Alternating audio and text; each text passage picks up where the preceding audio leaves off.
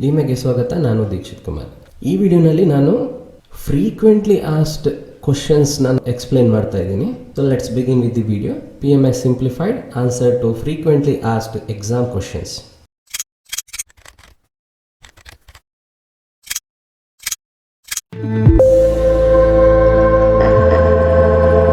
The first most important is difference between project and operation. ಈ ಒಂದು question ನೀವು proper ಆಗಿ ಕಲ್ತ್ರೆ you can define what is project, you can define what is operation. Also you can write the answer what is the difference between project and operation. So first difference under project and operation, project ಯಾವಾಗಲೂ temporary, whereas operation it is ongoing. ಪ್ರಾಜೆಕ್ಟ್ನ ಯಾವಾಗಲೂ first time ಮಾಡೋದು, ಆಪ್ರೇಷನ್ನ ಯಾವಾಗಲೂ repeated ಆಗಿ ಮಾಡೋದು. ಈ ರೀತಿ imagine ಮಾಡ್ಕೊಳ್ಳಿ, ನಾವು ಒಂದು ಪ್ರಾಡಕ್ಟ್ನ ಡೆವಲಪ್ ಮಾಡ್ತಾ ಇದ್ದೀವಿ for the first time. So that will be the project. ಅದೇ ಪ್ರಾಡಕ್ಟ್ನ ಫ್ಯಾಕ್ಟ್ರಿಯಲ್ಲಿ ರಿಪೀಟೆಡ್ ಆಗಿ ಮಾಸ್ ಆಗಿ ಪ್ರೊಡ್ಯೂಸ್ ಮಾಡಿದರೆ that is operation. So first point, project is temporary, operation is ongoing. Next point, project is unique ಅಥವಾ unique work ಅಂತ ಹೇಳ್ಬೋದು, whereas operation is continuous work. Since project is done for the first time, high risk ಇರುತ್ತೆ under project, whereas operation low risk. ಆದರೆ ಎರಡೂ ಕೇಸಲ್ಲಿ risk ಇದೆ. ಪ್ರಾಜೆಕ್ಟ್ನಲ್ಲಿ high ಇದೆ, ಆಪರೇಷನಲ್ಲಿ ಲೋ ಇದೆ. Project has end, first time ಪ್ರಾಡಕ್ಟ್ನ ಡೆವಲಪ್ ಮಾಡಿದ ಮೇಲೆ ಆ ಪ್ರಾಜೆಕ್ಟ್ನ ಎಂಡ್ ಮಾಡ್ತೀವಿ. ನೆಕ್ಸ್ಟ್ ನಾವು ಆಪರೇಷನ್ ಕಡೆ ಹೋಗ್ತೀವಿ, ಅದನ್ನು ರಿಪೀಟೆಡ್ ಆಗಿ ಮಾಡ್ತಾ ಇರ್ತೀವಿ. Therefore operation has no end until better product is designed ಅಂತ ನಾವು ಹೇಳ್ಬೋದು. ಸೊ ಪ್ರಾಜೆಕ್ಟ್ ಹ್ಯಾಸ್ ಎಂಡ್ ಅಂತ ಬರ್ಕೊಳ್ಳಿ, ಆಪರೇಷನ್ ನೋ ಎಂಡ್ ಅಂತ ಬರ್ಕೊಳ್ಳಿ. ಅನ್ಎಕ್ಸ್ಪೆಕ್ಟೆಡ್ ಇನ್ಪುಟ್ಸ್ ಫಾರ್ ಪ್ರಾಜೆಕ್ಟ್, ಯಾಕಂದರೆ ಅದನ್ನು ಫಸ್ಟ್ ಟೈಮ್ ಮಾಡೋದ್ರಿಂದ ನಮ್ಗೆ ಏನೆಲ್ಲ ಇನ್ಪುಟ್ಸ್ ಬೇಕು ಎಕ್ಸಾಕ್ಟ್ ಆಗಿ ಗೊತ್ತಿರೋದಿಲ್ಲ. ರಿಸರ್ಚ್ ಆ್ಯಂಡ್ ಡೆವಲಪ್ಮೆಂಟ್ನ ನಾವು ಮಾಡಬೇಕಾಗುತ್ತೆ. ವೆರಾಸ್ ಆಪರೇಷನ್ನಲ್ಲಿ ಕಂಟಿನ್ಯೂಸ್ ಆಗಿ ನಾವು ಮಾಡ್ತೀವಿ, ದೇರ್ ಫೋರ್ ಎಕ್ಸ್ಪೆಕ್ಟೆಡ್ ಇನ್ಪುಟ್ಸ್ ಇರುತ್ತೆ. ಪ್ರಾಜೆಕ್ಟ್ ಈಸ್ ಗೋಲ್ ಓರಿಯೆಂಟೆಡ್, ಒಂದು ಗೋಲ್ನ ಡಿಫೈನ್ ಮಾಡ್ತೀವಿ ಪ್ರಾಜೆಕ್ಟ್ನ ನಾವು ಯಾಕೆ ಮಾಡಬೇಕು ಅಂತ. Versus operation it is process oriented, ಯಾಕಂದರೆ ಫ್ಯಾಕ್ಟ್ರಿನಲ್ಲಿ ಪ್ರೊಸೆಸ್ನ ಸೆಟ್ ಮಾಡಿರ್ತಾರೆ, ಕಂಟಿನ್ಯೂಸ್ ಸೈಕಲಲ್ಲಿ ಪ್ರೊಡಕ್ಷನ್ ನಡೀತಾ ಇರುತ್ತೆ, therefore it is process oriented. Project is adaptive, whereas operation is repetitive. Adaptive ಯಾಕೆ? Because it is done for first time, maximum risk ಇರುತ್ತೆ. Therefore as per the situation, project manager ಮತ್ತೆ team adaptive ಆಗಿರಬೇಕು. Versus operation it is very simple, repeated ಆಗಿ ನಾವು ಕೆಲಸ ಮಾಡ್ತೀವಿ, therefore it is repetitive. ನೀವು difference between project and ಆಪರೇಷನ್ನ ಬರೆದಾಗ at the end of that ಒಂದು ಎಕ್ಸಾಂಪಲ್ನ ಕೊಡಿ. For project, building a school is an example, whereas under operation, running a school is an example for operation. Other example ಹೇಳೋದಾದ್ರೆ, writing a book is a project, regularly publishing it is operation, or creating a new YouTube channel is a project, regularly making videos and updating is operation. Difference between project and operation usually 5 marks ಗೆ ಕೇಳ್ತಾರೆ. You have to write 5 each difference under project and operation. I hope this is clear. We'll move to the next, that is work breakdown structure. ನಾನು ಇಲ್ಲಿ ಒಂದು generalised work breakdown ಸ್ಟ್ರಕ್ಚರ್ನ draw ಮಾಡ್ತೀನಿ. ಈ generalised work breakdown structure ನಿಮ್ಗೆ ಗೊತ್ತಾಯಿತು ಅಂದರೆ you can fit this WBS to any project. ನಾನು ಹೇಗೆ ಅಂತ ಹೇಳ್ತೀನಿ ನೋಡಿ. ಸೊ ಫಸ್ಟ್ ಒಂದು ಬ್ಲಾಕ್ ಬರಿಬೇಕು, ಅದರಲ್ಲಿ ಪ್ರಾಜೆಕ್ಟ್ ಅಂತ ಸ್ಟಾರ್ಟ್ ಮಾಡಿ. Next connecting lines, first phase 1 deliverable. ನೀವು ಡೆಲಿವರೇಬಲ್ ಅಂತ ಬರ್ದಿಲ್ಲ ಅಂದರೂ ತೊಂದರೆ ಇಲ್ಲ, ಈ ಕಡೆ ಫೇಸ್ 2 ಅಂತ ಬರ್ಕೊಳ್ಳಿ, deliverable. Next under phase 1 deliverable work package 1.1 ಅಂತ ಬರ್ಕೊಳ್ಳಿ, because it is under phase 1. Next work package 1.2 ಅಂತ ಬರ್ಕೊಳ್ಳಿ. Same thing we have to do under phase 2, work package 2.1, work package 2.2. Next under work package 1.1 ಮತ್ತು 1.2 activities ಅಂತ ಬರ್ಕೊಳ್ಳಿ. So same thing you have to write under phase 2, work package 2.1 activity, work package 2.2 activities. Work break down ಅಂದರೆ ಪ್ರಾಜೆಕ್ಟ್ನ ನಾವು break down ಮಾಡಬೇಕು into smaller manageable parts, so that it is very easy to manage ಅಂತ. Phase 1 ಮತ್ತು face 2ನ ಎಲ್ಲಿ ಬರಿತೀವಿ, ಇದನ್ನು ನಾವು ಲೆವೆಲ್ 1 ಅಂತ ಕರಿತೀವಿ. ವರ್ಕ್ ಪ್ಯಾಕೇಜ್ನ ನಾವು ಲೆವೆಲ್ 2 ಅಂತ ಬರಿತೀವಿ. ಅದನ್ನು ಇನ್ನೊಮ್ಮೆ ಡಿವೈಡ್ ಮಾಡಿದರೆ ನಾವು ಲೆವೆಲ್ 3 ಅಂತ ಕರಿತೇವೆ. There will be several activities under this work package. So this is generalise structure. ನೀವು ಬೇಕಾದರೆ ಇದನ್ನು ಫೇಸ್ 1, ಫೇಸ್ 2, ಫೇಸ್ 3, ಫೇಸ್ 4 ಎಷ್ಟು ಬೇಕಾದರೂ ಇದನ್ನು ಡಿವೈಡ್ ಮಾಡ್ಬೋದು. ನಾವು let us see how you can apply this generalised work break down structure to the given question. Question ಈ ರೀತಿ ಇದೆ, draw work break down structure for construction of house. So ಇಲ್ಲಿ civil engineering ಯಾರೆಲ್ಲ ಮಾಡ್ತೀರಾ, for them it is very easy to answer. ಆದರೆ what about mechanical engineering ಅಥವಾ EC ಆಗಿರ್ಬೋದು, electrical ಆಗಿರ್ಬೋದು, CS ಆಗಿರ್ಬೋದು, ಅವ್ರು ಯಾವ ರೀತಿ ಇದನ್ನು ಆನ್ಸರ್ ಮಾಡ್ತಾರೆ? So construction of house question ಏನಿದೆ ಇಟ್ ಈಸ್ ಅ ಸಬ್ಜೆಕ್ಟಿವ್, ಆದರೆ ನಾವು ಇದನ್ನು ಜನರಲೈಸ್ ಆಗಿ ಬರಿಬೋದು. ಸೊ ಫಸ್ಟ್ ಬ್ಲಾಕ್ನಲ್ಲಿ ಕನ್ಸ್ಟ್ರಕ್ಷನ್ ಆಫ್ ಹೌಸ್ ಅಂತ ಬರ್ಕೊಳ್ಳಿ. ನೆಕ್ಸ್ಟ್ ಅದನ್ನು ಡಿವೈಡ್ ಮಾಡಿ ಸೇಮ್ ಫೇಸ್ 1 ಫೇಸ್ 2 ಅಂತ ಡಿವೈಡ್ ಮಾಡ್ಕೊಳ್ಳಿ.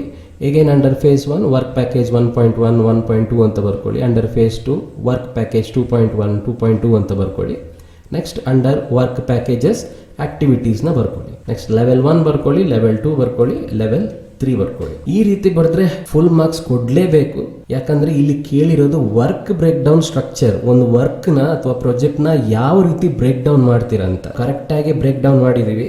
As phase 1 to work packages and activities. ಇನ್ನೊಂದು ಎಕ್ಸಾಂಪಲ್ನ ನೋಡೋಣ. Draw work break down structure for software development. ಒಂದು ಬ್ಲಾಕ್ನಲ್ಲಿ ಸಾಫ್ಟ್ವೇರ್ ಡೆವಲಪ್ಮೆಂಟ್ ಅಂತ ಬರ್ಕೊಳ್ಳಿ. ನೆಕ್ಸ್ಟ್ ಅದೇ ರೀತಿ phase 1 phase 2 work package 1.1 1.2 2.1 2.2 next activities level 1 level 2 level 3. Next most important is construction of Gantt chart. Gantt chart question ಅಲ್ಲಿ ಒಂದು ಟೇಬಲ್ನ ಕೊಟ್ಟಿರ್ತಾರೆ, ಜಾಬ್ ನಂಬರ್ನ ಸ್ಪೆಸಿಫೈ ಮಾಡಿರ್ತಾರೆ, ಸ್ಟಾರ್ಟ್ ಟೈಮ್ ಮತ್ತೆ ಡ್ಯೂರೇಷನ್ನ ಕೊಟ್ಟಿರ್ತಾರೆ. ಮ್ಯಾನ್ ಪವರ್ ಕೊಡಲೇಬೇಕು ಅಂತ ಏನಿಲ್ಲ. ಇಲ್ಲಿ most important is start and duration. ಇದನ್ನು ಕಾನ್ಸಂಟ್ರೇಟ್ ಮಾಡಿ. ಈ ಗಿವನ್ ಜಾಬ್ಸ್ನಲ್ಲಿ ಲಾಸ್ಟ್ ಜಾಬ್ನ ಐಡೆಂಟಿಫೈ ಮಾಡಿ. ಇಲ್ಲಿ ಜಾಬ್ ನಂಬರ್ 4 ಇದೆ, ಇಲ್ಲಿ ಸ್ಟಾರ್ಟ್ ಟೈಮ್ 8 ಇದೆ, ಡ್ಯೂರೇಷನ್ 6 ಇದೆ. ಈ ಸ್ಟಾರ್ಟ್ ಡೇಟ್ ಮತ್ತು ಡ್ಯೂರೇಷನ್ನ ನಾವು ಆ್ಯಡ್ ಮಾಡಬೇಕು. 8 + 6 ಎಷ್ಟಾಯಿತು? 14 ಡಿವಿಷನ್ಸ್ ಆಯಿತು. Let us draw the Gantt chart for the given table. ಒಂದು ವರ್ಟಿಕಲ್ ಲೈನ್ನ ಡ್ರಾ ಮಾಡಿ, ನೆಕ್ಸ್ಟ್ ಒಂದು ಹೊರಿಸಾಂಟಲ್ ಲೈನ್ನ ಡ್ರಾ ಮಾಡಿ. ಈ ರೀತಿ ವರ್ಟಿಕಲ್ ಲೈನ್ ಇಲ್ಲಿ ಡ್ರಾ ಮಾಡಿರ್ತೀರಾ. ಗಿವನ್ ಜಾಬ್ನ ಡಿವೈಡ್ ಮಾಡ್ಕೊಳ್ಳಿ as job 1 job 2 job 3 job 4. ಇದು ಈ ರೀತಿ ಕಂಟಿನ್ಯೂ ಆಗುತ್ತೆ. ಯಾಕೆಂದರೆ ನಾನಿಲ್ಲಿ ಟಾಪ್ ಟು ಬಾಟಮ್ ಕನ್ಸಿಡರ್ ಮಾಡಿದ್ದೀನಿ. ಬೇಕಾದರೆ ನೀವು ಬಾಟಮ್ ಟು ಟಾಪ್ನು ಕನ್ಸಿಡರ್ ಮಾಡ್ಬೋದು. ಆದರೆ correct method to draw the Gantt chart is from top to bottom.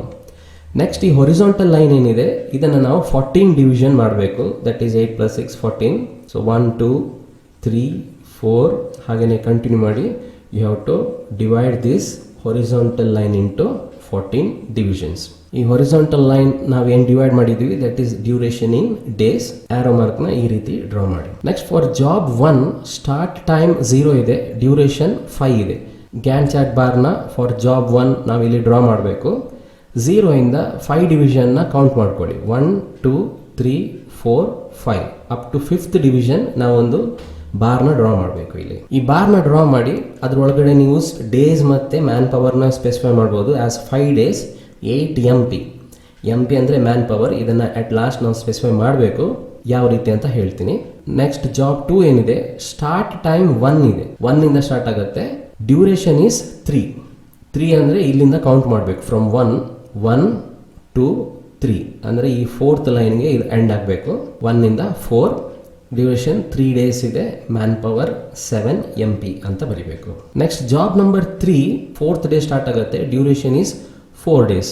Job 3 ಏನಿದೆ 4th ಲೈನಿಂದ ಸ್ಟಾರ್ಟ್ ಮಾಡಬೇಕು, ಇಲ್ಲಿಂದ ಕೌಂಟ್ ಮಾಡಬೇಕು. 1 2 3 4 ಅಂದರೆ 8th ಡೇಗೆ ಎಂಡ್ ಆಗಬೇಕು. ಅದು 4 ಇಂದ 8 ಡ್ಯೂರೇಷನ್ 4 days, ಮ್ಯಾನ್ ಪವರ್ 6 ಅಂತ ಬರಿಬೇಕು. ಲಾಸ್ಟ್ ಜಾಬ್ ನಂಬರ್ 4 8th ಡೇನಲ್ಲಿ ಸ್ಟಾರ್ಟ್ ಆಗುತ್ತೆ, ಅಂದರೆ 8th division. Job number 4 8th ಡಿವಿಷನಿಂದ ನಾವು ಸ್ಟಾರ್ಟ್ ಮಾಡಬೇಕು. ಇಲ್ಲಿಂದ 6 ಡ್ಯೂರೇಷನ್ನ ನಾವು ಕೌಂಟ್ ಮಾಡಬೇಕು. 1 2 3 4 5 6. So job 4 6 days 3 manpower. At last ಒಂದು ನೋಟ್ ಅಂತ ಬರೀಬೇಕು. MP ಅಂದರೆ ಏನು ಅಂತ ಬರೀರಿ. MP ಅಂದರೆ manpower. Gantt chart usually 5 ಮಾರ್ಕ್ಸ್ಗೂ ಕೇಳ್ಬೋದು, 10 ಮಾರ್ಕ್ಸ್ಗೂ ಕೇಳ್ಬೋದು. It is very simple and easy to score. Let us move to the next question, that is time over run and cost over run question. ಈ question almost ನಿಮಗೆ ಎಲ್ಲ question ಪೇಪರ್ನಲ್ಲೂ ಸಿಗುತ್ತೆ. ಈ question ಸ್ಟೇಟ್ಮೆಂಟ್ನ ನೀವು ಕರೆಕ್ಟಾಗಿ ಅರ್ಥ ಮಾಡಿಕೊಂಡ್ರೆ it is very simple. A software development project was estimated to complete in duration of 20 months. However, it took 24 months to complete the project. Analyze the reason for delay in completion of project. November-December 2024 ನಲ್ಲಿ ಕೇಳಿರೋದು. ನೋಡಿ, question ಸ್ಟೇಟ್ಮೆಂಟ್ನ ಓದಿದಾಗ ತುಂಬ ಜನಕ್ಕೆ confusion ಆಗುತ್ತೆ. ಇದ್ರಲ್ಲಿ ಏನೋ problem ಇದೆ, ನಾವು ಸಾಲ್ವ್ ಮಾಡಬೇಕು ಅಂತ. ಆ್ಯಕ್ಚುಲಿ ಇದು ಪ್ರಾಬ್ಲಮ್ ಅಲ್ವೇ ಅಲ್ಲ. We have to simply specify the reasons for delay. 20 ಮಂತಿಂದ 24 ಮಂತ್ಗೆ ಜಂಪ್ ಆಯಿತು, ಅಂದರೆ 4 months ಎಕ್ಸ್ಟ್ರಾ ಆಯಿತು. ನಾವು ಈ ಕಂಡೀಷನ್ನ ಟೈಮ್ ಓವರ್ ರನ್ ಅಂತ ಹೇಳ್ತೀವಿ. ಟೈಮ್ ಯಾಕೆ? ಮಂತ್ ಅನ್ನೋದು ಟೈಮ್ ಅಲ್ವಾ. ಡೇ ಮತ್ತು ಮಂತ್ ಅಥವಾ ಇಯರ್ ಬಂದಾಗ ನಾವು ಟೈಮ್ ಓವರ್ ರನ್ಗೆ ರೀಸನ್ನ ನಾವು ಸ್ಪೆಸಿಫೈ ಮಾಡಬೇಕು. ರೀಸನ್ ತುಂಬ ಸಿಂಪಲ್ ಆಗಿ ನಾನು ಸ್ಪೆಸಿಫೈ ಮಾಡ್ತೀನಿ, ನೋಡ್ಕೊಳ್ಳಿ. ಈ ರೀತಿ ಆನ್ಸರ್ನ ಸ್ಟಾರ್ಟ್ ಮಾಡಿ. Following are the reasons for time over run. First reason cost over run ಅಂತ ಬರ್ಕೊಳ್ಳಿ. ನೆಕ್ಸ್ಟ್ ಎಲ್ಲ ಪುವರ್ ಅಂತ ಬರಿಬೇಕು. ಏನೆಲ್ಲ ಬರೀತೀರಾ? Poor management, poor administration, poor planning, poor cost estimation, poor resource plan, poor quality plan, poor communication plan, poor risk management, poor skilled team members. So these may be the possible reasons for time over run ಅಂತ. ನಾವು possible ರೀಸನ್ಸ್ನ ಇಲ್ಲಿ ಮಾತ್ರ specify ಮಾಡ್ತೀವಿ. So ಎಲ್ಲಿ time over run question ಇರುತ್ತೆ, first ನಾವು cost over run ಅಂತ ಬರೆದು ನೆಕ್ಸ್ಟ್ ಏನೆಲ್ಲ ನಮಗೆ ವರ್ಡ್ಸ್ ಗೊತ್ತಿರುತ್ತೆ ಪ್ರಾಜೆಕ್ಟ್ನಲ್ಲಿ, ಪುವರ್ ಮ್ಯಾನೇಜ್ಮೆಂಟ್, ಪುವರ್ ಅಡ್ಮಿನಿಸ್ಟ್ರೇಷನ್, ಈ ರೀತಿ ನೀವು ಬರಿತಾ ಹೋಗಬೇಕು. Next question will be on cost over run. Problem statement ಈ ರೀತಿ ಇದೆ. A state highway project was plan to be implemented with an estimated budget of 40 crore. ನೋಡಿ ಇಲ್ಲಿ ಕಾಸ್ಟ್ ಇದೆ. However, after the completion of project, it was found that the project total cost was 45 crore. So 40 crore ಇಂದ 45 crores jump ಆಯಿತು project cost. ಅಂದರೆ 5 crores extra ಬೇಕು ಇಲ್ಲಿ. Analyse the possible reasons for increase in cost of project. March April 2022ನಲ್ಲಿ ಕೇಳಿರೋ question ಇದು. So simple, ನಾವಿಲ್ಲಿ ರೀಸನ್ಸ್ನ ಸ್ಪೆಸಿಫೈ ಮಾಡಬೇಕು. For what? For cost over run. Given question statement ಕರೆಕ್ಟಾಗಿ ಓದ್ಕೊಳ್ಳಿ. ಅಲ್ಲಿ ಕಾಸ್ಟ್ ಇದ್ದರೆ ರೀಸನ್ಸ್ ಫಾರ್ ಕಾಸ್ಟ್ ಓವರ್ ರನ್ನ ಬರೀಬೇಕು. ಸೊ answer it is very simple. Following may be the reason for cost over ಅಂತ ಬರ್ಕೊಳ್ಳಿ. First reason time over run ಅಂತ ಬರೆದ್ಬಿಡಿ. ನೋಡಿ, ಟೈಮ್ ಓವರ್ ರನ್ ಇಂದ ಕಾಸ್ಟ್ ಓವರ್ ರನ್ ಆಗ್ಬೋದು, ಕಾಸ್ಟ್ ಓವರ್ ರನ್ ಇಂದ ಟೈಮ್ ಓವರ್ ರನ್ ಆಗ್ಬೋದು. Next poor management, poor administration, poor planning, poor cost estimation, poor resource plan, poor quality plan, poor communication plan, poor risk management, poor skilled team members ಅಂತ ಬರೆದ್ಬಿಡಿ. ಈ ಎರಡು ಕ್ವಶನ್ಗೂ ನೀವು same ರೀಸನ್ನ specify ಮಾಡ್ಬೋದು. It is 100% right. Time over run question ಇದ್ದಾಗ first cost over run ಅಂತ ಬರೆದು same ಪಾಯಿಂಟ್ಸ್ನ repeat ಮಾಡಿ. ಕಾಸ್ಟ್ ಓವರ್ ರನ್ ಕ್ವಶನ್ ಇದ್ದಾಗ first point time over run ಅಂತ ಬರೆದು ಸೇಮ್ ಪಾಯಿಂಟ್ಸ್ನ ರಿಪೀಟ್ ಮಾಡಿ. ಇದಂತೂ ಎಲ್ರಿಗೂ ಕಂಪಲ್ಸರಿಯಾಗಿ ಗೊತ್ತಿರಲೇಬೇಕು. It is the most important question in the question paper so far. Let us move to the next question, that is differentiate between PERT and CPM. ಒಂದು ಟೇಬಲ್ನ ಡ್ರಾ ಮಾಡಿ, ಸೀರಿಯಲ್ ನಂಬರ್ PERT CPM ಅಂತ ಬರೆದ್ಬಿಡಿ. First point ಅಬ್ರಿವೇಷನ್ನ ಬರ್ಕೊಳ್ಳಿ. PERT ಅಂದ್ರೆ ಏನು? Program evaluation and review technique. CPM ಅಂದ್ರೆ ಏನು? Critical path method. ಎಷ್ಟು ಈಸಿ ಇದೆ ನೋಡಿ. ಆ ಅಬ್ರಿವೇಷನ್ ಬರೆದ್ರೇ ಫಸ್ಟ್ ಪಾಯಿಂಟ್ ಆಯಿತು. ನೆಕ್ಸ್ಟ್ PERT ಅಂದರೆ ಏನು? It is always event oriented, where CPM it is activity oriented. ಈ ಫಿಗರ್ ನೋಡಿದ ಕೂಡಲೇ ನಮಗೆ ಗೊತ್ತಾಗಬೇಕು. ನಾವು PERT ಡಯಾಗ್ರಾಮ್ ಬರೀಬೇಕಾದ್ರೆ 1, 2 ಅಂತ ಬರಿತೀವಿ. ಇಲ್ಲಿ 1 ಅಂದ್ರೆ ಏನು, 2 ಅಂದ್ರೆ ಏನು? ಇವೆಂಟ್ಸ್. ಅದೇ ನಾವು CPM ನೆಟ್ವರ್ಕ್ ಡಯಾಗ್ರಾಮ್ ಬರೆದಾಗ ಸರ್ಕಲ್ ಒಳಗಡೆ ABCD ಈ ರೀತಿ ಬರಿತೀವಿ. ಇಲ್ಲಿ AB ಅಂದ್ರೆ ಏನು? It is activity. So second point event oriented, CPM activity oriented. Under PERT third point more flexible, whereas CPM less flexible ಅಂತ ಬರ್ಕೊಳ್ಳಿ.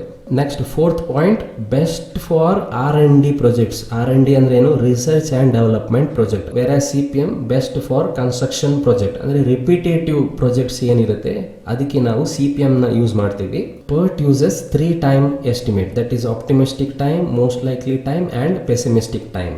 Whereas CPM it uses only 1 time estimate. ಇಲ್ಲಿ 3 time estimate ಅಂತ ಬರೀರಿ, ಇಲ್ಲಿ 1 time estimate ಅಂತ ಬರ್ಕೊಳ್ಳಿ. PERT non repetitive activities, whereas CPM repetitive activity. Next ಈ ಫಿಗರ್ನ ನಾವು ಎಕ್ಸ್ಪ್ಲೈನ್ ಮಾಡಬೇಕು ಯಾವ ರೀತಿ ನಾವು PERT ಮತ್ತು CPMನ ನಾವು ಡ್ರಾ ಮಾಡ್ತೀವಿ ಅಂತ. ಸರ್ಕಲ್ ಫಾರ್ ಇವೆಂಟ್ಸ್, ಇಲ್ಲಿ ಇವೆಂಟ್ ಅಂದರೆ 1 ಮತ್ತು 2. Circle for events, line connecting the circle represents an activity. ಅಂದರೆ ಈ arrow head, line with arrow head ಏನಿದೆ, this will represent an activity. So ಇಲ್ಲಿ A ಅಂತ ಕೊಟ್ಟರೆ ಆಕ್ಟಿವಿಟಿ ಆಯಿತು. ಆದರೆ A ಆಕ್ಟಿವಿಟಿ ಅಲ್ಲ, line with arrow head activity ಆಗುತ್ತೆ. ಅದನ್ನು ನಾವು A ಅಂತ ಸ್ಪೆಸಿಫೈ ಮಾಡ್ಬೋದು ಅಷ್ಟೇ. 1 and 2 ಆರ್ ಇವೆಂಟ್ಸ್, ಅದನ್ನು ನಾವು ಸರ್ಕಲ್ ಒಳಗಡೆ ಬರಿಬೇಕು. Under CPM circle for an activity and the line joining the circle represents an event. So ಇಲ್ಲಿ ಸರ್ಕಲ್ ಒಳಗಡೆ ನಾವು ABCD ಅಂತ ಬರಿತೀವಿ ಅಲ್ವಾ, ಅದು ಆಕ್ಟಿವಿಟಿ ಆಗಿರುತ್ತೆ. Whereas line with the arrow head ಏನಿದೆ that will be events in case of CPM. At last ಒಂದು ಎಕ್ಸಾಂಪಲ್ನ ಕೊಡಬೇಕು. Finding a new vaccine, it is PERT. Whereas CPM construction of roads, ಯಾಕಂದರೆ ಅದು ರೆಗ್ಯುಲರ್ ವರ್ಕ್ ಆಗಿರುತ್ತೆ, that is CPM. Usually 5 marks ಕೇಳ್ತಾರೆ. You have to write 5 points each for PERT and CPM. Let us move to the next question. To find the expected time and variance. ಬರೀ expected time calculation ಕೇಳ್ಬೋದು ಅಥವಾ expected time with variance and standard ಡಿವಿಯೇಷನ್ನ find ಮಾಡೋ questions ಕೇಳ್ಬೋದು. ಈ ಥರ question ಇದ್ದಾಗ ನೀವು 10 ಮಾರ್ಕ್ಸ್ಗೆ ಎಕ್ಸ್ಪೆಕ್ಟ್ ಮಾಡ್ಬೋದು. ಕ್ವಶನ್ ಸ್ಟೇಟ್ಮೆಂಟ್ ನೋಡೋಣ.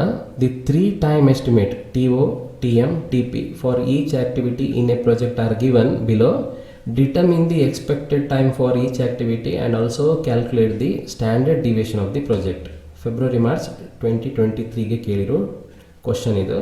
ಗಿವನ್ ಟೇಬಲ್ನಲ್ಲಿ ಆಕ್ಟಿವಿಟೀಸ್ನ ಕೊಟ್ಟಿರ್ತಾರೆ 1 to 2, 1 to 3, 2 to 4, 3 to 4, 2 to 5 ಈ ರೀತಿ 3 time ಎಸ್ಟಿಮೇಟ್ನ ಕೊಟ್ಟಿರ್ತಾರೆ.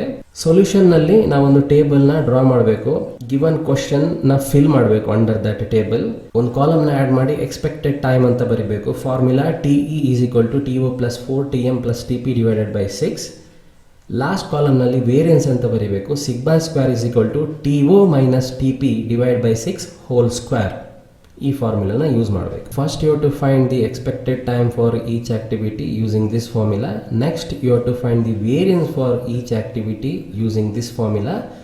ಒಮ್ಮೆ ವೇರಿಯನ್ಸ್ ಕ್ಯಾಲ್ಕುಲೇಟ್ ಆದಮೇಲೆ ಸ್ಟ್ಯಾಂಡರ್ಡ್ ಡಿವಿಯೇಷನ್ನ ಫೈಂಡ್ ಔಟ್ ಮಾಡಬೇಕು using sigma is equal to root of this answer. ಈ ಪ್ರಾಬ್ಲಮ್ ಸೊಲ್ಯೂಷನ್ಗಾಗಿ ನನ್ನ ವೆಬ್ಸೈಟ್ನ ವಿಸಿಟ್ ಮಾಡಿ. PMS ನೋಟ್ಸ್ ಪೇಜ್ನ ನೀವು ಓಪನ್ ಮಾಡಬೇಕಾಗತ್ತೆ. ಇಲ್ಲಿ ಸ್ಕ್ರೋಲ್ ಡೌನ್ ಮಾಡಿದರೆ you will find this video. ಈ ವಿಡಿಯೋನ ನೋಡಿ ಆ ಸೊಲ್ಯೂಷನ್ ನಿಮಗೆ ಕಂಪ್ಲೀಟಾಗಿ ಅರ್ಥ ಆಗುತ್ತೆ. Next second type of question, developing a network diagram using PERT method also to find the critical path. Question statement ಈ ರೀತಿ ಇದೆ. Construct the network diagram and identify the critical path. Latest November December 2024ನಲ್ಲಿ ಕೇಳಿರೋ question. ಒಂದು ಟೇಬಲ್ನ ಕೊಟ್ಟಿರ್ತಾರೆ. Activity 1 to 2 ಈ ರೀತಿ ಕೊಟ್ಟರೆ ನಾವು PERTನ ಯೂಸ್ ಮಾಡಬೇಕು. ವಿತ್ ಡ್ಯೂರೇಷನ್ನ ಸ್ಪೆಸಿಫೈ ಮಾಡಿದ್ದಾರೆ. ನೆಟ್ವರ್ಕ್ ಡಯಾಗ್ರಾಮ್ನ ಡೆವಲಪ್ ಮಾಡಬೇಕು. ನೆಕ್ಸ್ಟ್ ಈ ರೀತಿ ಟೇಬಲ್ನ ಡ್ರಾ ಮಾಡಿ ಟೋಟಲ್ ಡೇಸ್ನ ಫೈಂಡ್ ಔಟ್ ಮಾಡಬೇಕು ಫಾರ್ ಈಚ್ ಪಾತ್. ಇದರಲ್ಲಿ ಮ್ಯಾಕ್ಸಿಮಮ್ ಡ್ಯೂರೇಷನ್ ಏನು ಬರುತ್ತೆ ಅದನ್ನು ಕ್ರಿಟಿಕಲ್ ಪಾತ್ ಅಂತ ಐಡೆಂಟಿಫೈ ಮಾಡಬೇಕು using double lines in the network diagram. ಈ ಸೊಲ್ಯೂಷನ್ನ ಕೂಡ ಆಲ್ರೆಡಿ ಮಾಡಿದ್ದೀನಿ. ಅದೇ ಪೇಜ್ನಲ್ಲಿ ನೀವು ಸ್ಕ್ರೋಲ್ ಮಾಡಿದರೆ ನಿಮ್ಗೆ ಆ ವಿಡಿಯೋ ಸಿಗುತ್ತೆ. So this is the video, you can refer this video. Next third type of question, that is CPM method. Question statement ಈ ರೀತಿ ಇದೆ. Develop a network diagram for a project whose activity and preceding activities with the duration are given below. Model question paper 1 ಮತ್ತು May 24ನಲ್ಲಿ ಕೇಳಿರೋ question ಇದು. ಟೇಬಲ್ನಲ್ಲಿ activity, ಪ್ರಿಡಿಸೆಸರ್ ಮತ್ತು ಡ್ಯೂರೇಷನ್ನ specify ಮಾಡಿರ್ತಾರೆ. ಯಾವಾಗ activity in terms of ABCD ಇರುತ್ತೆ, we have to use CPM network diagram. ಯಾಕಂದರೆ ನಾವು easily draw ಮಾಡ್ಬೋದು. ಸೊ ಮೊದಲಿಗೆ ಗಿವನ್ ಟೇಬಲಿಂದ ನೆಟ್ವರ್ಕ್ ಡಯಾಗ್ರಾಮ್ನ ಡ್ರಾ ಮಾಡಬೇಕು. ಪಾತ್ನ ಐಡೆಂಟಿಫೈ ಮಾಡಿ ಟೋಟಲ್ ಡ್ಯೂರೇಷನಲ್ಲಿ ಮ್ಯಾಕ್ಸಿಮಮ್ ಡೇಸ್ ಏನು ಬರುತ್ತೆ ಅದನ್ನು ಕ್ರಿಟಿಕಲ್ ಪಾತ್ ಅಂತ ನೆಟ್ವರ್ಕ್ ಡಯಾಗ್ರಾಮ್ನಲ್ಲಿ ಡಬಲ್ ಲೈನ್ಸಿಂದ ನಾವು ಐಡೆಂಟಿಫೈ ಮಾಡಬೇಕು. Even this solution it is available in my web page and YouTube channel. You can refer this video for the solution. ಈ ವೆಬ್ ಪೇಜ್ ಯಾವ ರೀತಿ ಓಪನ್ ಮಾಡೋದು ಅಂತ ವಿಡಿಯೋ ಕೊನೆಯಲ್ಲಿ ಹೇಳ್ತೀನಿ ನಾನು. Let us move to the next question. ಇದು unit number 6 ಇಂದ ಕೇಳೋ question. Difference between AR and VR. AR ಅಂದರೆ ಅಗ್ಯುಮೆಂಟೆಡ್ ರಿಯಾಲಿಟಿ, VR ಅಂದರೆ virtual reality. First point, under AR a digital layer is superimposed on the real physical world. ಅಂದರೆ using some devices like smartphone, laptop ಅಥವಾ smart lenses ನಾವು virtual ವರ್ಲ್ಡ್ನ experience ಮಾಡ್ತೀವಿ. ಆದರೆ ಆ virtual world ಏನಿದೆ ಅದು ರಿಯಲ್ ವರ್ಲ್ಡ್ ಮೇಲೆ ಸೂಪರ್ ಇಂಪೋಸ್ ಆಗಿರುತ್ತೆ ಅಷ್ಟೇ. Whereas under VR, computer technology to create a simulated virtual world. ನಾವು ಹೆಡ್ ಮೌಂಟೆಡ್ ಡಿವೈಸ್ನ ಯೂಸ್ ಮಾಡ್ತೀವಿ under VR. So we will be completely in virtual world. ನಮಗೆ ರಿಯಲ್ ಯಾವುದು, virtual ಯಾವುದು ಇದನ್ನು ಡಿಫ್ರೆನ್ಷಿಯೇಟ್ ಮಾಡೋದು ಕಷ್ಟ under VR.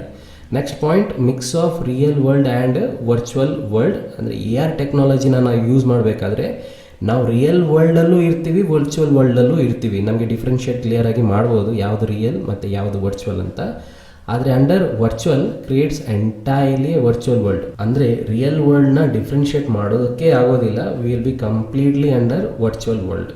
Next point, user can clearly differentiate between real and virtual world. Just ನಾನು explain ಮಾಡಿದೆ ಅದೇ point.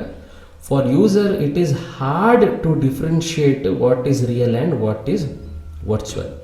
Real world plus virtual world, it is augmented reality, whereas only virtual world, it is virtual reality. Next point, user is not cut off from the real world. ಇದೇ ಪಾಯಿಂಟ್ನ ಇನ್ನೊಂದು ರೀತಿ ಬರ್ದಿರೋದು ಅಷ್ಟೇ. User real ವರ್ಲ್ಡಿಂದ cut off ಆಗಲ್ಲ ಅಂತ. Whereas under virtual reality, user is completely immersed in artificial world, cut off from the real world. ಯಾರು virtual reality ಟೆಕ್ನಾಲಜಿನ use ಮಾಡ್ತಾರೆ ಅವರು ಕಂಪ್ಲೀಟಾಗಿ ವರ್ಚುವಲ್ ವರ್ಲ್ಡಲ್ಲಿ ಮುಳುಗೋಗಿರ್ತಾರೆ ಅಂತ ಅರ್ಥ. Last point, only requires device such as smartphone, tablet, laptop, smart lenses etcetera. ಅಂದರೆ normal ಆಗಿ ನಾವು ಏನೆಲ್ಲ ಡಿವೈಸ್ ನಾರ್ಮಲ್ ಲೈಫಲ್ಲಿ ಯೂಸ್ ಮಾಡ್ತೀವಿ, ಆ ಡಿವೈಸ್ ಯೂಸ್ ಮಾಡಿಕೊಂಡು ನಾವು ಅಗ್ಯುಮೆಂಟೆಡ್ ರಿಯಾಲಿಟಿನ ಎಕ್ಸ್ಪೀರಿಯನ್ಸ್ ಮಾಡ್ಬೋದು. Whereas under virtual reality VR requires head mounted device, ಇದನ್ನು HMD ಅಂತ ಕರಿತೇವೆ, ಆ್ಯಂಡ್ ಎಡಿಷನಲ್ ಇಕ್ವಿಪ್ಮೆಂಟ್ಸ್. ಯೂಸರ್ ಒಂದು ಹೆಡ್ ಮೌಂಟೆಡ್ ಡಿವೈಸ್ನ ವೇರ್ ಮಾಡಬೇಕಾಗುತ್ತೆ with additional equipment to feel vibration ಇರ್ಬೋದು, ಹೀಟ್ ಇರ್ಬೋದು, ಚಿಲ್ನೆಸ್ ಇರ್ಬೋದು, ಈ ರೀತಿ. ಈ ಒಂದು question difference between AR and VR ನೀವು ಕಲ್ತ್ಬಿಟ್ರೆ ನೀವು 3 ಕ್ವಶನ್ಸ್ನ ಆನ್ಸರ್ ಮಾಡ್ಬೋದು. You can explain what is augmented reality, a digital layer superimposed mix of real world. ಈ ರೀತಿ ಪಾಯಿಂಟ್ಸ್ ಬರೆದ್ರೆ that will be explanation for augmented reality. Also you can explain what is VR, virtual reality, computer technology to create virtual world, creates entire virtual world, completely immersed. ಈ ರೀತಿ points ಬರೆದ್ರೆ that will be the explanation for virtual reality. ಎರಡನ್ನು combine ಮಾಡಿ table ಫಾರ್ಮ್ನಲ್ಲಿ ಬರೆದ್ರೆ it is the difference between AR and VR. So same thing goes with the PERT and CPM. ಅಲ್ಲಿ ನಾನು ಹೇಳೋದನ್ನು ಮರ್ತುಬಿಟ್ಟೆ. PERT explanation PERT ಕಡೆ ಟೇಬಲ್ನ ನೀವು ಬರೆದ್ರೆ PERT ಎಕ್ಸ್ಪ್ಲನೇಷನ್ ಆಗುತ್ತೆ, CPM ಕಡೆ ಎಕ್ಸ್ಪ್ಲನೇಷನ್ ಬರೆದ್ರೆ ಎಕ್ಸ್ಪ್ಲನೇಷನ್ ಫಾರ್ CPM ಆಗುತ್ತೆ. Let us move to the next question. Define a project and give examples for project. Simple ಆಗಿ ಡೆಫಿನೇಷನ್ ನೋಡೋಣ. A project is a temporary, ಈ ವರ್ಡ್ ಇರಲೇಬೇಕು, ಆ್ಯಂಡ್ ಯೂನಿಕ್, ಈ word ಇರಲೇಬೇಕು. Task that must be completed within a fixed cost and fixed time. ಪ್ರಾಜೆಕ್ಟ್ನಲ್ಲಿ ನಾವು ಯಾವಾಗಲೂ fixed cost ಮತ್ತು ಫಿಕ್ಸ್ಡ್ ಟೈಮ್ನಲ್ಲಿ ವರ್ಕ್ ಮಾಡ್ತೀವಿ.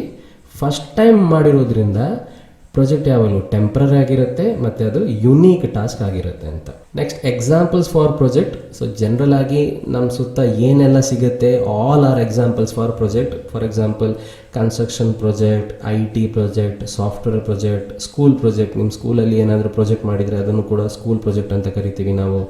Research product, finding A vaccine ಇರ್ಬೋದು, R&D ಪ್ರಾಜೆಕ್ಟ್, ಹಾಸ್ಪಿಟಲ್ಸಲ್ಲಿ ಏನು ಕಂಡಕ್ಟ್ ಮಾಡ್ತಾರೆ ಆ ರೀತಿ ರಿಸರ್ಚ್ ಪ್ರಾಜೆಕ್ಟ್ಸ್ ಆಗಿರ್ಬೋದು. Railway project, metro rail project, ಇದನ್ನು ನಾವು ಸ್ಪೆಸಿಫೈ ಮಾಡ್ಬೋದು. ಹೈವೇ ಪ್ರಾಜೆಕ್ಟ್ಸ್ ಅಥವಾ ಕನ್ಸ್ಟ್ರಕ್ಷನ್ ಆಫ್ ರೋಡ್ ಅಂತಲೂ ಕರಿಬೋದು. Finding a new vaccine again R&D ಪ್ರಾಜೆಕ್ಟ್ಸಲ್ಲಿ ಬರುತ್ತೆ, ರಿಸರ್ಚ್ ಪ್ರಾಜೆಕ್ಟ್ಸಲ್ಲಿ ಬರುತ್ತೆ. ಕಂಡಕ್ಟಿಂಗ್ ನ್ಯಾಷನಲ್ ಎಲೆಕ್ಷನ್ ಕಂಡಕ್ಟ್ ಮಾಡೋದು ಕೂಡ ಒಂದು ಪ್ರಾಜೆಕ್ಟೇ, ಯಾಕಂದರೆ ಅದು ಟೆಂಪರರಿ ಆಗಿರುತ್ತೆ, ಪ್ರತಿ ಸಲ ಯೂನಿಕ್ ಆಗಿರುತ್ತೆ ಅಂತ. Last you can write manufacturing projects. At least try to remember any 5 example. More than 5 ಇದ್ರೆ ವೆಲ್ ಆ್ಯಂಡ್ ಗುಡ್. ಇಲ್ಲಿ ಡೆಫಿನೇಷನ್ ಆಫ್ ಎ ಪ್ರಾಜೆಕ್ಟ್ ಮತ್ತು ಎಕ್ಸಾಂಪಲ್ಸ್ ಆಫ್ ಪ್ರಾಜೆಕ್ಟ್ ಎಲ್ರಿಗೂ ಗೊತ್ತಿರಲೇಬೇಕು. Next question is features of a project. ಇದನ್ನು ತುಂಬ ಸಲ ಕೇಳಿದ್ದಾರೆ. Project features ಏನು ಅಂತ. Temporary, unique, fixed cost, fixed time, fixed resources, clear goals, clear objective, progressive, ಯಾಕಂದರೆ ಕಂಟಿನ್ಯೂಸ್ ಆಗಿ ನಡೀತಾ ಇರುತ್ತೆ works. Team work, ಪ್ರಾಜೆಕ್ಟ್ನಲ್ಲಿ team ವರ್ಕೇ important ಆಗಿರುತ್ತೆ. ರಿಸ್ಕು ಇರುತ್ತೆ, ಅನ್ಸರ್ಟೆನಿಟಿನೂ ಇರುತ್ತೆ. ರಿಸ್ಕ್ನ ನಾವು ಪ್ರಿಡಿಕ್ಟ್ ಮಾಡ್ಬೋದು, ಅನ್ಸರ್ಟೆನಿಟಿನ ನಾವು ಪ್ರಿಡಿಕ್ಟ್ ಮಾಡೋಕ್ಕೆ ಬರೋದಿಲ್ಲ. ಅನ್ಸರ್ಟೆನಿಟಿ ಎಕ್ಸಾಂಪಲ್ ಬೇಕಾದರೆ ವಾರ್ ಇರ್ಬೋದು, ಅಥವಾ ನ್ಯಾಚುರಲ್ ಕ್ಯಾಲಾಮಿಟೀಸ್, ಫ್ಲಡ್, ಅರ್ಥಕ್ವೇಕ್ ಇರ್ಬೋದು, ಅಥವಾ ಕೋವಿಡ್ ಸಿಚುವೇಶನ್ ಇಮ್ಯಾಜಿನ್ ಮಾಡ್ಕೊಳ್ಳಿ, ನ್ಯೂ ವೈರಸ್ ಅಟ್ಯಾಕ್ ಇರ್ಬೋದು. ಇದೆಲ್ಲ ಅನ್ಸರ್ಟೆನಿಟಿ. ಸೊ ಪ್ರಾಜೆಕ್ಟ್ನಲ್ಲಿ ರಿಸ್ಕ್ ಅಂದ್ರೆ ಏನು? ರಿಸ್ಕ್ ಅಂದರೆ ಲೇಬರ್ ಶಾರ್ಟೇಜ್ ಆಗ್ಬೋದು, ಮೆಟಲ್ ಶಾರ್ಟೇಜ್ ಆಗ್ಬೋದು, ಯಾರಾದರೂ ಸಡನ್ ಆಗಿ ಕೆಲಸ ಬಿಟ್ಟು ಹೋಗ್ಬೋದು, ಅಥವಾ ಪರ್ಸನ್ ಸಡನ್ ಆಗಿ ಡೆತ್ ಆಗ್ಬೋದು. ಇದೆಲ್ಲ ರಿಸ್ಕ್, ಇದೆಲ್ಲ ಗೊತ್ತಿರುತ್ತೆ. ಸೊ ಇದಕ್ಕೆ ಆಲ್ಟರ್ನೇಟಿವ್ ಸೊಲ್ಯೂಷನ್ನ ಫೈಂಡ್ ಔಟ್ ಮಾಡಿರಬೇಕು. ಆದರೆ ಅನ್ಸರ್ಟೆನಿಟಿನ ನಾವು ಪ್ರಿಡಿಕ್ಟ್ ಮಾಡೋದಕ್ಕೆ ಬರೋದಿಲ್ಲ. Next major points under features of a project as a start, project will grow, that is growth. Project will have a maturity, ಅಂದರೆ ಮ್ಯಾಕ್ಸಿಮಮ್ ವರ್ಕ್ ಮೆಚುರಿಟಿ ಲೆವೆಲಲ್ಲಿ ಕಂಪ್ಲೀಟ್ ಆಗಿರುತ್ತೆ. Next decline ಅಂದರೆ close, end of the project. So ಇದೆಲ್ಲ normal terms ನಮಗೆ ಗೊತ್ತಿರಲೇಬೇಕು. Temporary, unique, cost, fixed time, resources ಅಂದರೆ men, machine, material, equipments, everything come under resources. ಪ್ರಾಜೆಕ್ಟ್ನಲ್ಲಿ ಯಾವಾಗಲೂ ಗೋಲ್ಸ್ ಕ್ಲಿಯರ್ ಆಗಿರುತ್ತೆ, ಆಬ್ಜೆಕ್ಟಿವ್ಸ್ ಕ್ಲಿಯರ್ ಆಗಿರುತ್ತೆ. So try to remember at least 5 points here, that is features of project. Next question, types of project. 3 different types ಇದೆ. Normal project, crash project, disaster project. Normal project ಅಂದ್ರೆ ಏನು? Normal projects are completed within the normal time and cost as planned. So ಇಲ್ಲಿ minimum cost ಬೇಕಾಗಿರುತ್ತೆ. Example, constructing a small house within the planned cost and time. Normal ಕಂಡೀಷನಲ್ಲಿ ನಡೆಯುವಂಥ ಪ್ರಾಜೆಕ್ಟ್ನ ನಾವು normal project ಅಂತ ಕರಿತೀವಿ. ಸೊ ಇಲ್ಲಿ ನಾರ್ಮಲ್ ಟೈಮ್ ಮತ್ತು normal cost as per planned. Construction of house ಅಂತಲೂ ಎಕ್ಸಾಂಪಲ್ ನೀವು ಬರಿಬೋದು. Crash project uses extra resources to finish it faster. Additional cost to gain time. Subcontracting work is carried. Example ನೋಡೋಣ, construction of building, construction of highways etcetera. So normal ಆಗಿ crash project normal ಪ್ರಾಜೆಕ್ಟ್ಗಿಂತ budget ಸ್ವಲ್ಪ ಜಾಸ್ತಿನೇ ಇರುತ್ತೆ. Fast ಆಗಿ ಕೆಲಸ ನಡಿಬೇಕು ಅಂದರೆ ನಾವು ಅಡಿಷನಲ್ ಕಾಸ್ಟ್ನ ಇನ್ವೆಸ್ಟ್ ಮಾಡಬೇಕು. ಟು ಗೇನ್ ಟೈಮ್ ಅಂದರೆ ಏನರ್ಥ, ಎಷ್ಟು ಜಾಸ್ತಿ ಕಾಸ್ಟ್ ಇನ್ವೆಸ್ಟ್ ಮಾಡ್ತೀರಾ ಅಷ್ಟೇ ಸಬ್ ಕಾಂಟ್ರಾಕ್ಟಿಂಗ್ನ ನೀವು ಜಾಸ್ತಿ ಮಾಡ್ಬೋದು, ಅಂದರೆ ಸೈಮಲ್ಟೇನಿಯಸ್ ವರ್ಕ್ನ ಮಾಡೋದು. ಫಾರ್ ಎಕ್ಸಾಂಪಲ್, ಕನ್ಸ್ಟ್ರಕ್ಷನ್ ಆಫ್ ಬಿಲ್ಡಿಂಗ್ನಲ್ಲಿ ಈಗ ಒಂದು ಫ್ಲೋರ್ ಕಂಪ್ಲೀಟ್ ಆಯಿತು, ಇನ್ನೊಂದು ಫ್ಲೋರ್ ಮೇಲೆ ಕಟ್ತಾ ಇದ್ದಾರೆ ಅಂತ ಇಮ್ಯಾಜಿನ್ ಮಾಡ್ಕೊಳ್ಳಿ. ಸೊ ಆಲ್ರೆಡಿ ಫಿನಿಶ್ ಆಗಿರೋ ಆ ಫ್ಲೋರ್ ಏನಿದೆ ಅಲ್ಲಿ ಪೇಂಟಿಂಗ್ ವರ್ಕ್ ಮಾಡ್ಬೋದು ಅಥವಾ ಇಂಟೀರಿಯರ್ ವರ್ಕ್ ಮಾಡ್ಬೋದು. That can be done in subcontracting. Whereas ಇನ್ನೊಂದು ಫ್ಲೋರ್ನಲ್ಲಿ ಇನ್ನೂ ಕನ್ಸ್ಟ್ರಕ್ಷನ್ ಕೆಲಸ ನಡೀತಾನೇ ಇದೆ. ಸೊ ಇದು ಯಾವ ರೀತಿ ಪಾಸಿಬಲ್ ಆಯಿತು? By additional cost. That is use extra resources to finish it faster. So main aim is to finish it faster. ಇಂಥ ಪ್ರಾಜೆಕ್ಟ್ನ ನಾವು ಕ್ರ್ಯಾಶ್ ಪ್ರಾಜೆಕ್ಟ್ ಅಂತ ಕರಿತೀವಿ. Last is disaster project conducted due to major mistake, poor planning ಆಗಿರ್ಬೋದು, poor quality materials ಆಗಿರ್ಬೋದು, or natural calamities, flood, earthquake. ಈ ರೀತಿ ಪ್ರಾಜೆಕ್ಟ್ನ ನಾವು ಡಿಸಾಸ್ಟರ್ ಪ್ರಾಜೆಕ್ಟ್ ಅಂತ ಹೇಳ್ತೀವಿ. ಇದರಲ್ಲಿ ಹ್ಯೂಜ್ ಕಾಸ್ಟ್ ಇರುತ್ತೆ ಅಥವಾ ಮ್ಯಾಸಿವ್ ಇನ್ವೆಸ್ಟ್ಮೆಂಟ್ ಇರುತ್ತೆ. Round the clock work is done in this project. Example, repair of roads in case of flood. So ಇಲ್ಲಿ ಕ್ವಿಕ್ ಆಗಿ ಪ್ರಾಜೆಕ್ಟ್ನ ಕಂಪ್ಲೀಟ್ ಮಾಡಬೇಕು. ಯಾವಾಗ ಇನ್ ಕೇಸ್ ಪ್ರಾಜೆಕ್ಟ್ನಲ್ಲಿ ಏನೋ ಮಿಸ್ಟೇಕ್ ಆಯಿತು, ಪುವರ್ ಪ್ಲಾನಿಂಗ್ ಅಥವಾ ಪುವರ್ ಕ್ವಾಲಿಟಿ ಮೆಟೀರಿಯಲ್ನ ಯೂಸ್ ಮಾಡಿದ್ರು, ಆವಾಗ ಆ ಪ್ರಾಜೆಕ್ಟ್ ಏನಾಯಿತು, ಕೊಲ್ಯಾಪ್ಸ್ ಆಯಿತು. ಇಮ್ಯಾಜಿನ್ ಒಂದು ಫ್ಲೈಓವರ್ನ ಕನ್ಸ್ಟ್ರಕ್ಟ್ ಮಾಡಿದ್ರು with poor planning and poor quality material, ಅದು ಕೊಲ್ಯಾಪ್ಸ್ ಆಯಿತು. ಸೊ ಈ ಡ್ಯಾಮೇಜ್ ಕಾಸ್ ಆಯಿತು, ಇದನ್ನು ಎಗೇನ್ ಫಾಸ್ಟ್ ಆಗಿ ರೀಕನ್ಸ್ಟ್ರಕ್ಟ್ ಮಾಡಬೇಕು. ಅಥವಾ ನ್ಯಾಚುರಲ್ ಕ್ಯಾಲಮಿಟೀಸಿಂದ ಏನೋ ಸ್ಟ್ರಕ್ಚರ್ ಡ್ಯಾಮೇಜ್ ಆಯಿತು ಅಂತ ತಿಳ್ಕೊಳ್ಳಿ. ಫ್ಲಡ್ ಬಂತು, ಅರ್ಥಕ್ವೇಕ್ ಬಂತು, ಅಥವಾ ಹೆವಿ ರೈನ್ಫಾಲ್ ಆಯಿತು, ಇದರಿಂದ ಏನೋ ಸ್ಟ್ರಕ್ಚರ್ ಡ್ಯಾಮೇಜ್ ಆಯಿತು. ಈಗ ಅದನ್ನು ರೀಬಿಲ್ಡ್ ಮಾಡಬೇಕು, ವಿದಿನ್ ನೋ ಟೈಮ್ ರೀಬಿಲ್ಡ್ ಮಾಡಬೇಕು. ಸೊ ಇಂಥ ಪ್ರಾಜೆಕ್ಟ್ನ ಯೂಶ್ವಲ್ ಆಗಿ ಗೌರ್ಮೆಂಟ್ ಕಂಡಕ್ಟ್ ಮಾಡುತ್ತೆ, ಯಾಕಂದರೆ ಅಲ್ಲಿ ಹ್ಯೂಜ್ ಆ್ಯಂಡ್ ಮ್ಯಾಸಿವ್ ಇನ್ವೆಸ್ಟ್ಮೆಂಟ್ ಇರುತ್ತೆ. ಮತ್ತು ರೌಂಡ್ ದಿ ಕ್ಲಾಕ್ 24/7 ವರ್ಕ್ ಇಲ್ಲಿ ನಡೆಯುತ್ತೆ. Best example, repair of road in case of flood. Next frequently asked question is types of consultant. ಇದರಲ್ಲಿ 2 ಟೈಪ್ ಇದೆ, in house consultant, outside consultant. Consultant ಅಂದರೆ is a person who will provide only his expert advice. He is not the part of the project team, but he only provide his expert advice. So first is in house consultant, a separate department within the project management organisation who provide advice to project team. ಅಂದರೆ ಅವರ project management company ಒಳಗಡೆನೆ ಒಂದು consultant ಇದ್ದರೆ, within the company ಒಬ್ಬ consultant ಇದ್ದರೆ ನಾವು ಅದನ್ನು ಇನ್ house consultant ಅಂತ ಹೇಳ್ತೀವಿ. ಯಾವಾಗ ಕಂಪ್ನಿ ಒಳಗಡೆ ಕನ್ಸಲ್ಟೆಂಟ್ ಇಲ್ಲ, there we will go to the outside consultant. When the jobs cannot be done by in house consultants, ಅಥವಾ when there is no in house consultant, ಈ ರೀತಿನೂ ಬರಿಬೋದು. Then the organisation may hire an external consultant. Outside consultant can be classified as indigenous consultant ಅಥವಾ within the country ಅಂತಲೂ ಬರಿಬೋದು, foreign consultant outside the country ಅಂತಲೂ ಬರಿಬೋದು.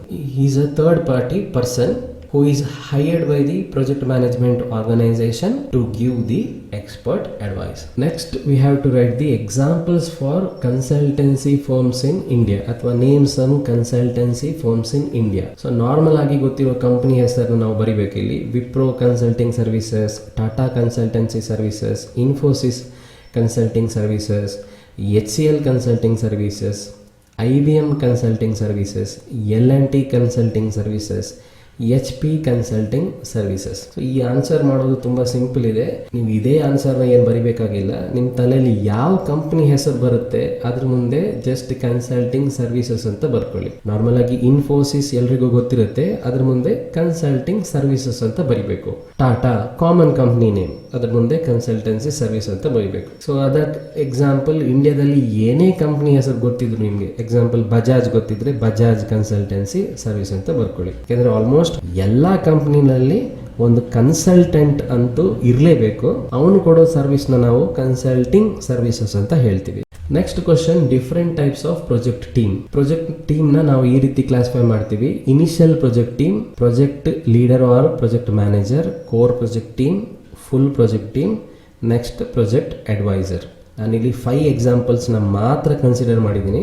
ಇದನ್ನು ನೀವು ಹೇಗಾದರೂ ನೆನಪಿಡಲೇಬೇಕು, ಯಾಕಂದರೆ ಇದು ಮೋಸ್ಟ್ ಆಫ್ ದಿ ಕೇಸ್ ಇದನ್ನು ಕೇಳೋ ಚಾನ್ಸಸ್ ಏನಿದೆ ಜಾಸ್ತಿ ಇರುತ್ತೆ.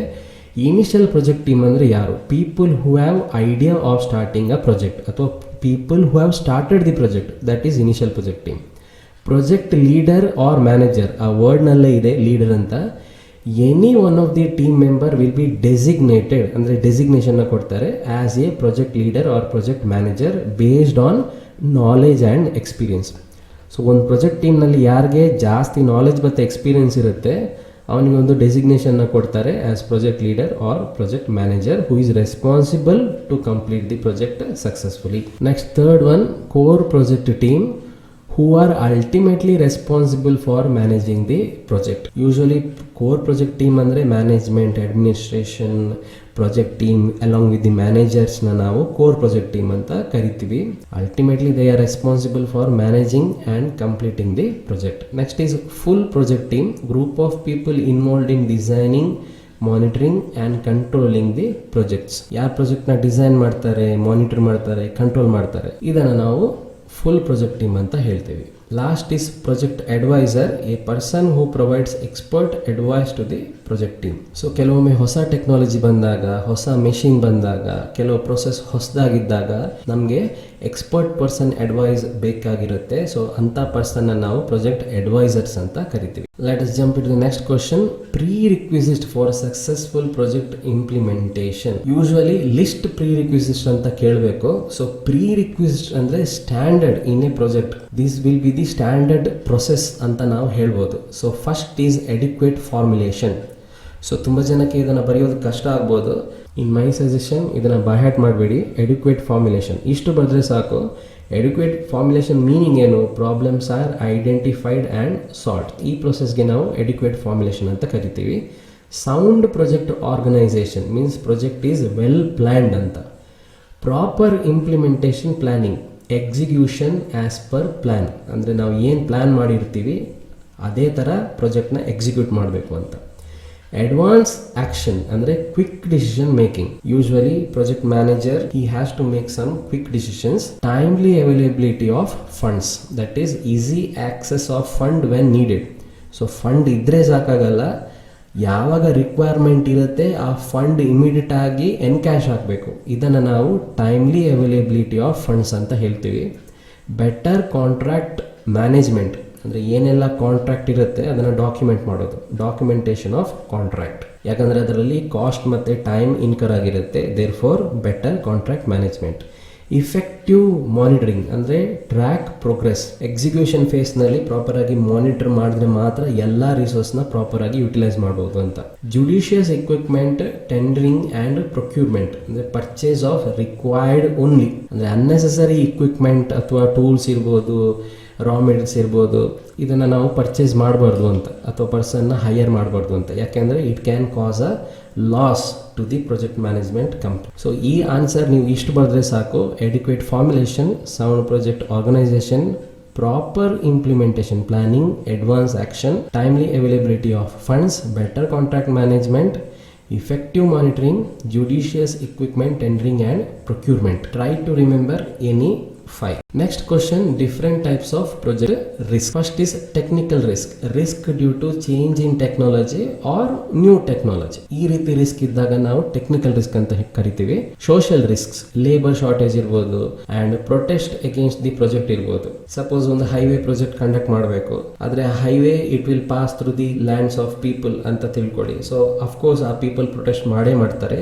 ಈ ರೀತಿ ಸಿಚುವೇಶನ್ ಇದ್ದಾಗ ಸೋಷಿಯಲ್ ರಿಸ್ಕ್ ಅಂತ ಕರಿತೀವಿ. ಪ್ರಾಜೆಕ್ಟ್ನಲ್ಲಿ ಲೇಬರ್ ಶಾರ್ಟೇಜ್ ಆದರೂ ಸೋಷಿಯಲ್ ರಿಸ್ಕ್ ಅಂತ ಕರಿತೀವಿ. ಫಿನಾನ್ಷಿಯಲ್ ರಿಸ್ಕ್, ಬ್ಯಾಡ್ ಲೋನ್ ಇರ್ಬೋದು, ಹೈ ರೇಟ್ ಆಫ್ ಇಂಟ್ರೆಸ್ಟ್ ಇರ್ಬೋದು, ರಾಂಗ್ ಇನ್ವೆಸ್ಟ್ಮೆಂಟ್ ಇರ್ಬೋದು ಅಥವಾ ರಾಂಗ್ ಕ್ಯಾಲ್ಕುಲೇಷನ್ ನ ಕೂಡ ನಾವು ಫೈನಾನ್ಷಿಯಲ್ ರಿಸ್ಕ್ ಅಂತ ಡಿಫೈನ್ ಮಾಡ್ತೀವಿ. Next is economic risk, increase in the rate of inflation. Inflation ಅಂದರೆ ಪ್ರಾಡಕ್ಟ್ ಕಾಸ್ಟ್ ಜಾಸ್ತಿ ಆಗುತ್ತೆ ಆದರೆ ಮನಿ ವ್ಯಾಲ್ಯೂ ಡೌನ್ ಆಗುತ್ತೆ. ಇದನ್ನು ನಾವು ಇನ್ಫ್ಲೇಷನ್ ಅಂತ ಕರಿತೀವಿ. ಅಂದರೆ ನಮ್ಮ ಸ್ಯಾಲ್ರಿ ಅಷ್ಟೇ ಇರುತ್ತೆ ಆದರೆ day by day product cost ಇರ್ಬೋದು, ಪೆಟ್ರೋಲ್ ಪ್ರೈಸ್ ಇರ್ಬೋದು, ಇದೆಲ್ಲ ಜಾಸ್ತಿ ಆಗ್ತಾನೆ ಇರುತ್ತೆ. So increase in rate of inflation ಇದ್ದಾಗ ಪ್ರಾಜೆಕ್ಟ್ ಮ್ಯಾನೇಜರ್ ಅಥವಾ ಪ್ರಾಜೆಕ್ಟ್ ಟೀಮ್ಗೆ ರಿಕ್ವೈರ್ಡ್ ರಾ ಮೆಟೀರಿಯಲ್ನ ಪರ್ಚೇಸ್ ಮಾಡೋದು ಕಷ್ಟ ಆಗ್ಬೋದು. ಸೊ ಇದಕ್ಕೆ ನಾವು ಇಕನಾಮಿಕ್ ರಿಸ್ಕ್ ಅಂತ ಕರಿತೀವಿ. Next is political risk. Usually trade restriction ಇರ್ಬೋದು ಅಥವಾ ಚೇಂಜ್ ಆಫ್ ಗೌರ್ಮೆಂಟ್ ಇರ್ಬೋದು, ಇದನ್ನ ನಾವು ಪೊಲಿಟಿಕಲ್ ರಿಸ್ಕ್ ಅಂತ ಕರಿತೀವಿ. Next is production risk. Shortage of required raw material, ಮಾರ್ಕೆಟಲ್ಲಿ ನಮ್ಗೆ ಏನು ರಾ ಮೆಟೀರಿಯಲ್ ಬೇಕೋ ಅದು ಸಿಗ್ತಾ ಇಲ್ಲ, ಅವೈಲೇಬಲ್ ಇಲ್ಲ, ಆವಾಗ ಪ್ರೊಡಕ್ಷನ್ ನಾವು ಮಾಡೋಕ್ಕೆ ಪಾಸಿಬಲ್ ಇಲ್ಲ ಅಥವಾ ಪ್ರಾಜೆಕ್ಟ್ನ ನಾವು ಮಾಡೋದಕ್ಕೆ ಪಾಸಿಬಲ್ ಇಲ್ಲ, ಇದನ್ನು ನಾವು ಪ್ರೊಡಕ್ಷನ್ ರಿಸ್ಕ್ ಅಂತ ಹೇಳ್ತೀವಿ. ಮಾರ್ಕೆಟಿಂಗ್ ರಿಸ್ಕ್ ಅಂದರೆ ನೋ ಡಿಮಾಂಡ್ ಇನ್ ದಿ ಮಾರ್ಕೆಟ್ನಲ್ಲಿ ಡಿಮಾಂಡೇ ಇಲ್ಲ. ಫಾರ್ ಎಕ್ಸಾಂಪಲ್, ನೀವು ಒಂದು ಕಾರ್ ಪ್ರಾಜೆಕ್ಟ್ನ ಸ್ಟಾರ್ಟ್ ಮಾಡಿದ್ದೀರಾ, ಆದರೆ ನಿಮಗೆ ಲೇಟರ್ ಸ್ಟೇಜಲ್ಲಿ ಗೊತ್ತಾಯಿತು ಅಂಥ ಕಾರ್ಸ್ಗೆ ಡಿಮಾಂಡೇ ಇಲ್ಲ, ಯಾಕಂದರೆ ನ್ಯೂ ಟೈಪ್ ಆಫ್ ಕಾರ್ ಬಂತು, EVs ಬಂತು. ಸೊ ಈ ಥರ ಸಿಚುವೇಶನ್ ಇದ್ದಾಗ ನಾವು ಅದನ್ನು ಮಾರ್ಕೆಟಿಂಗ್ ರಿಸ್ಕ್ ಅಂತ ಕರಿತೀವಿ. Last is human risk. It is death of key employee.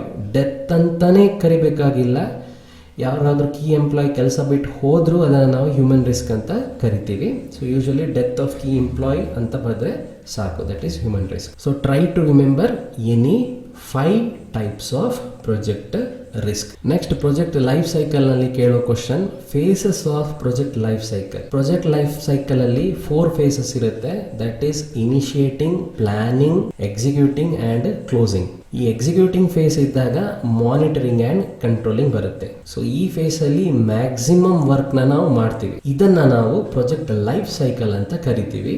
What is project life cycle? The project life cycle is a step-by-step process to complete a project.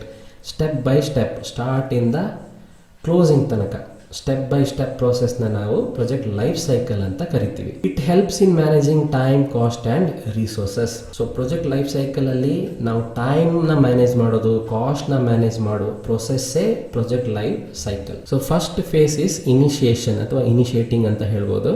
That is the start of project. Defining the project goal. Project ಯಾಕೆ ಮಾಡ್ತಾ ಇದ್ದೀವಿ, ಯಾಕೆ start ಮಾಡ್ತಾ ಇದ್ದೀವಿ, that is defined in initiating stage. Next is planning. Plan the time, cost and resources. ಈ ಪ್ರಾಜೆಕ್ಟ್ನ complete ಮಾಡೋದಕ್ಕೆ ಎಷ್ಟು time ಬೇಕು, ಎಷ್ಟು ಕಾಸ್ಟ್ ಬೇಕು, ಏನೆಲ್ಲ ರಿಸೋರ್ಸಸ್ ಬೇಕು, ಇದನ್ನು ಪ್ಲಾನ್ ಮಾಡೋದೇ planning stage. That is the second stage. First was initiating, next was planning. Next is execution. Completing the work as per plan. Monitoring and controlling, track progress and solve. ಈ execution ಫೇಸ್ನಲ್ಲಿ maximum project ವರ್ಕ್ನ ನಾವು complete ಮಾಡ್ತೀವಿ. So ಇಲ್ಲಿ maximum resources, cost ಮತ್ತು time utilise ಆಗುತ್ತೆ. ಈ length ನೀವು ನೋಡಿದರೆ ಅರ್ಥ ಆಗುತ್ತೆ. ಇಲ್ಲಿ ಮ್ಯಾಕ್ಸಿಮಮ್ ಟೈಮ್ ಬೇಕಾಗುತ್ತೆ ವರ್ಕ್ನ ಕಂಪ್ಲೀಟ್ ಮಾಡೋದಕ್ಕೆ ಎಕ್ಸಿಕ್ಯೂಷನಲ್ಲಿ. ಅಂದರೆ ನಾವು ಏನು ಪ್ಲ್ಯಾನ್ ಮಾಡಿರ್ತೀವಿ ಆ ಪ್ಲ್ಯಾನ್ನ ವರ್ಕಿಗೆ ಕನ್ವರ್ಟ್ ಮಾಡೋದೇ executing. So since resources major ಆಗಿ ಇಲ್ಲಿ ಯೂಸ್ ಆಗೋದ್ರಿಂದ ನಾವು ಕಂಟಿನ್ಯೂಸ್ ಆಗಿ ಮಾನಿಟರ್ ಮತ್ತು ಕಂಟ್ರೋಲಿಂಗ್ ಮಾಡಬೇಕಾಗುತ್ತೆ. ಅದರ್ವೈಸ್ ನಮಗೆ ಟೈಮ್ ಓವರ್ ರನ್ ಆಗ್ಬೋದು, ಕಾಸ್ಟ್ ಓವರ್ ರನ್ ಆಗ್ಬೋದು. Last is closure phase. Close the project, hand over the deliverables to customer, review and document lesson learn. ಈ ಕ್ಲೋಸಿಂಗ್ ಫೇಸ್ನಲ್ಲಿ ಆಲ್ಮೋಸ್ಟ್ ಎಲ್ಲ ಕೆಲಸಗಳು ಕಂಪ್ಲೀಟ್ ಆಗಿರುತ್ತೆ. ಸೊ ಇಲ್ಲಿ ಬಂದಾಗ ಪ್ರಾಜೆಕ್ಟ್ ಎಂಡ್ ಆಯಿತು ಅಂತ ತಿಳ್ಕೊಳ್ಳಿ. ಕ್ಲೋಸಿಂಗ್ ಫೇಸಲ್ಲಿ ನಾವು ಪ್ರಾಜೆಕ್ಟ್ ಡೆಲಿವರೇಬಲ್ಸ್ ಅಂದರೆ ಪ್ರಾಜೆಕ್ಟ್ ಔಟ್ಪುಟ್ನ ಕಸ್ಟಮರ್ಸ್ಗೆ ಹ್ಯಾಂಡ್ ಓವರ್ ಮಾಡ್ತೀವಿ. ನೆಕ್ಸ್ಟ್ ಈ ಪ್ರಾಜೆಕ್ಟ್ನ ರಿವ್ಯೂ ಮಾಡ್ತೀವಿ. ರಿವ್ಯೂ ಯಾಕೆ ಮಾಡಬೇಕು, ಫ್ಯೂಚರ್ ಪ್ರಾಜೆಕ್ಟ್ನಲ್ಲಿ ಹೆಲ್ಪ್ ಆಗುತ್ತೆ ರಿವ್ಯೂ ಮಾಡಿದರೆ. ಅಂದರೆ ಇದು ಪ್ಲಸ್ ಏನು, ಮೈನಸ್ ಏನು, ಪಾಸಿಟಿವ್ ಏನು, ನೆಗೆಟಿವ್ ಏನು, ಏನೆಲ್ಲ ಕಲ್ತಿದ್ದೀವಿ, ಲೆಸನ್ ಲರ್ನ್ಡ್, ಇದನ್ನು ನಾವು ಡಾಕ್ಯುಮೆಂಟ್ ಮಾಡಬೇಕು. ಇದು ಫ್ಯೂಚರ್ ಪ್ರಾಜೆಕ್ಟ್ನಲ್ಲಿ ಹೆಲ್ಪ್ಫುಲ್ ಆಗುತ್ತೆ ಅಂತ. So this is phases of project life cycle. ಈ ಡಯಾಗ್ರಾಮ್ನ ಡ್ರಾ ಮಾಡೋದಕ್ಕೆ ಟ್ರೈ ಮಾಡಿ. ಈ 4 ಫೇಸ್ನ ಕ್ಲೀನಾಗಿ ಎಕ್ಸ್ಪ್ಲೈನ್ ಮಾಡೋದಕ್ಕೆ ಟ್ರೈ ಮಾಡಿ. This is very simple when you understand what is the concept. At last ನೀವು ಎಕ್ಸಾಮ್ ಬರಿಬೇಕಾದ್ರೆ ಕೆಲವೊಂದು ಕೀವರ್ಡ್ಸ್ನ ನೀವು ರಿಪೀಟೆಡ್ ಆಗಿ ಬರಿಬೇಕು ಆನ್ಸರ್ಸ್ನಲ್ಲಿ. First is schedule. Schedule means time. Almost ಇದು ಎಲ್ಲ ಆನ್ಸರ್ಸ್ನಲ್ಲಿ ನೀವು ಶೆಡ್ಯೂಲ್, ಟೈಮ್, ಬಜೆಟ್, ಕಾಸ್ಟ್ ಇದನ್ನು ನೀವು ಬರಿಬೇಕಾಗತ್ತೆ.